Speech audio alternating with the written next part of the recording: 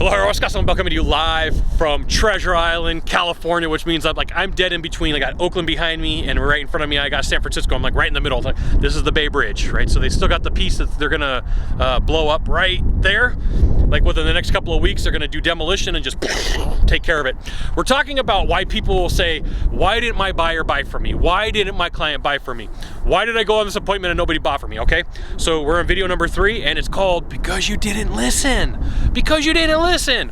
And so sometimes salespeople will go into a call and they have a preconceived notion of everything that they want to sell. I've got the best product. Now I do a lot of in-home service training, and it could be that these people have like this roof that they want to sell, or this heating and air system, or this awesome plumbing piece, or this electrical upgrade. Okay, and so in the mind of the salesperson, they automatically decide this is what I'm going to sell, and so they have no listening skills for the buyer. They're just on a monologue. So a monologue was somebody gets up on stage and they just have one track of everything that they're going to say. There's no questions, there's no anything. It's just whatever the idea is, just crammed down the viewer, the listener, the prospective buyer. And what happens is that buyer is like, there's no empathy in that. There's zero empathy. And there does need to be some empathy in order to make a sale. It is one of the secret weapons. My mentor, Dr. Kevin Hogan, taught me that. It is one of the secret weapons of sales and influence is to have some empathy. So if you're on a one track, like I have the perfect thing that I'm going to sell because it gives me the most commission, or right now if I sell this thing I'm going to get extra money or a spiff, right? That can create some problems for you because the buyer, like, how would that feel?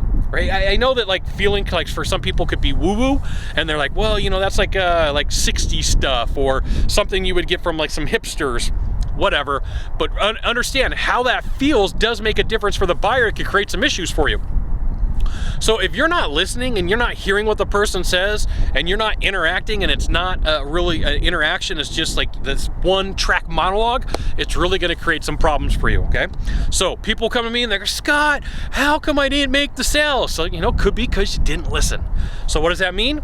Like, you know, your mom probably, or somebody told you, a teacher told you, you got 2 ears and 1 mouth. Probably the best thing that you could do is listen to what's going on instead of just trying to cram an idea. Like, think about this. Have you ever sat down, this is the perfect example. Have you ever sat down and talked to somebody about politics of a different side that you're on, or a religion that you don't, you know, you have nothing to do with, and it just seems like that person's pushing that idea? That's what happens when you don't listen, because like, no, you have to believe what I say goes, and you have to hear this, and it gets all crazy, it gets out of hand. Sometimes salespeople do that to the buyers because they're not listening, okay? Now, if you could do a small favor for me in the box down below, leave a comment, question, or story, that'd be fantastic. To the right or to the left, there is a subscribe button. Subscribe. Then you can send it out to all your friends via StumbleUpon, Facebook, Twitter, Google+, the LinkedIn. Scott Sylvan Bell. Only Scott Bell. We'll see you soon. Thanks for watching. Aloha.